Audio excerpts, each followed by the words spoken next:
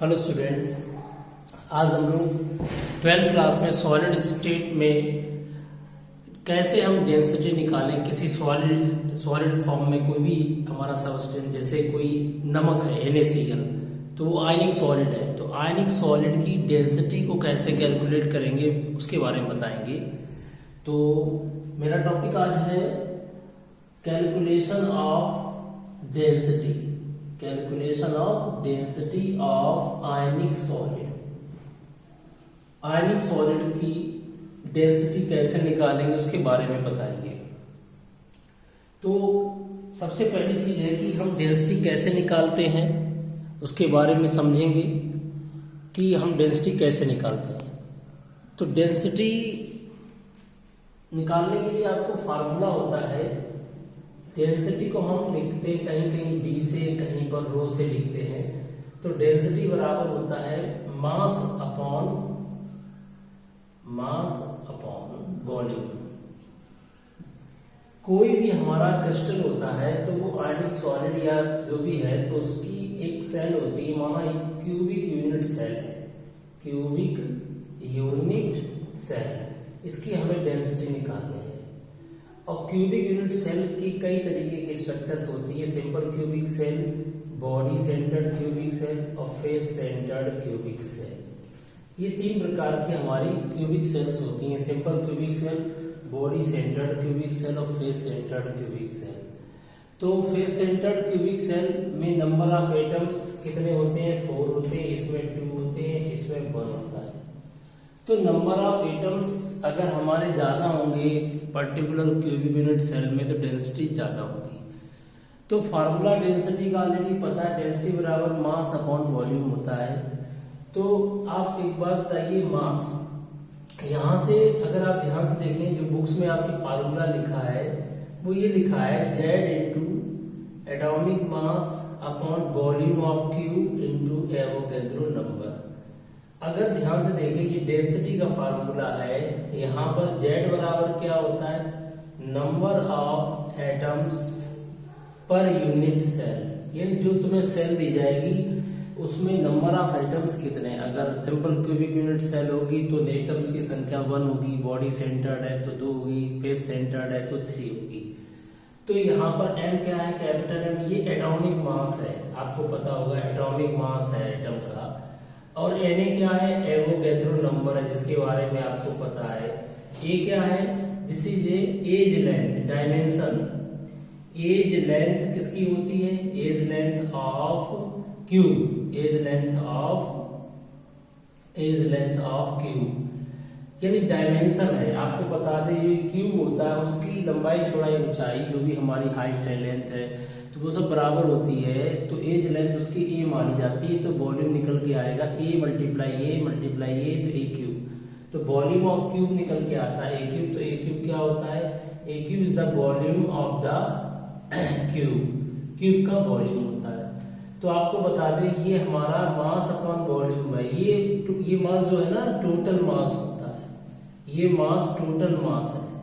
और total mass कैसे निकालते हैं? पहले आप किसी एक एटम का मास निकालेंगे। मतलब first of all you should calculate mass of an atom. एक एटम का मास निकालेंगे। तो आपको बता दें, किसी भी एक एटम का जब मास निकालते हैं, उसमें उसके एटॉमिक मास में अगर एवोगैड्रो से डिवाइड कर दो तो एक एटम का मास निकलता है। जैसे स्टूडेंट आपको बताएं, ऑक्सीजन का एटॉमिक मास 16 होता है। तो जो 16 मास है, 16 ग्राम, वो ये 16 ग्राम मास 1 मोल ऑक्सीजन एटम्स का है। ओके, तो 1 मोल में ऑक्सीजन एटम्स होते हैं आपके एवोगैड्रो नंबर, यानी 6.02 इंटू 10⁻23, यानी 16 ग्राम मास होगा ऑक्सीजन का, इतने एटम्स, यानी ये कितना है? Avogadro number. तो एवोगैड्रो नंबर की अगर बात करते हैं तो स्टूडेंट्स क्या करेंगे, जो हमारा 16 ग्राम है ऑक्सीजन, उसमें अगर एवोगैड्रो से डिवाइड कर देंगे तो एक एटम का मास आता है। यानी आपसे अगर पूछा जाए किसी भी एटम के एक एटम का एटॉमिक मास निकालिए, तो आप किसी भी एक एटम का मास निकालने के लिए एटॉमिक मास में एवोगैड्रो से डिवाइड कर देंगे। तो एटॉमिक मास में एवोगैड्रो से डिवाइड कर दो तो ये एक एटम का मास निकलता है। मैंने जैसा बताया था 16 ग्राम जो मास है ऑक्सीजन का वो आपका इतने एटम्स का है, तो एक एटम का निकालेंगे तो 16 अपॉन एवोगैड्रो नंबर हो जाता है। तो एक एटम का मास निकालना, जैसे हाइड्रोजन का निकालना है तो 1 अपॉन एवोगैड्रो, कार्बन का निकालना है तो 12 अपॉन एवोगैड्रो। तो ये हमारा निकल के आया एक एटम का मास। अब अगर आपको टाइप ऑफ क्रिस्टल पता है, मतलब क्यूबिक स्ट्रक्चर पता है कि हमारी BCC FCC है, तो उसमें एटम की संख्या Z बताते हैं, Z। तो बेटा एक एटम का मास इतना निकल के आया, तो यहाँ पर अगर 2 एटम्स होंगे तो 2 का मल्टीप्लाई हो जाएगा तो टोटल मास निकल के आ जाएगा। ओके, ये एक एटम का मास है और Z है एटम्स की संख्या। Okay, number of atoms per unit cell. याद रखना BCC है तो 2 रखना है, Z FCC है तो 4 रखेंगे। ये वॉल्यूम हो गया स्टूडेंट्स। तो इस तरीके से हम यहाँ से डेंसिटी को कैलकुलेट कर सकते हैं इस फार्मूला के अकॉर्डिंग। अब आप कहेंगे केवल डेंसिटी निकालने के लिए नहीं, अगर डेंसिटी दी जाए, आपको मास भी दिया जाए, एवोगैड्रो नंबर पता होते हैं, वॉल्यूम दिया जाए, डेंसिटी मतलब डायमेंशन दिया जाए, एज लेंथ, तो आपसे पूछा जाए टाइप ऑफ क्रिस्टल, तो Z की वैल्यू 2 निकली तो BCC, Z की वैल्यू 4 निकली तो FCC, 1 निकली तो सिंपल क्यूबिक सेल। तो आप इससे बहुत कुछ चीज निकाल सकते हो, आप एज लेंथ भी निकाल सकते हो, आप नंबर ऑफ आइटम्स भी निकाल सकते हो, आप मास भी निकाल सकते हो, आप बता सकते हो टाइप ऑफ आयनिक सॉलिड कैसा है, अगर 2 आया तो BCC है, 4 आया तो FCC है, डेंसिटी भी निकाल सकते हो। तो इस फार्मूले का वर्सेटाइल यूज है, आप इसमें से कई चीजें दी जाएंगी, आपको कोई एक चीज कैलकुलेट करनी होगी।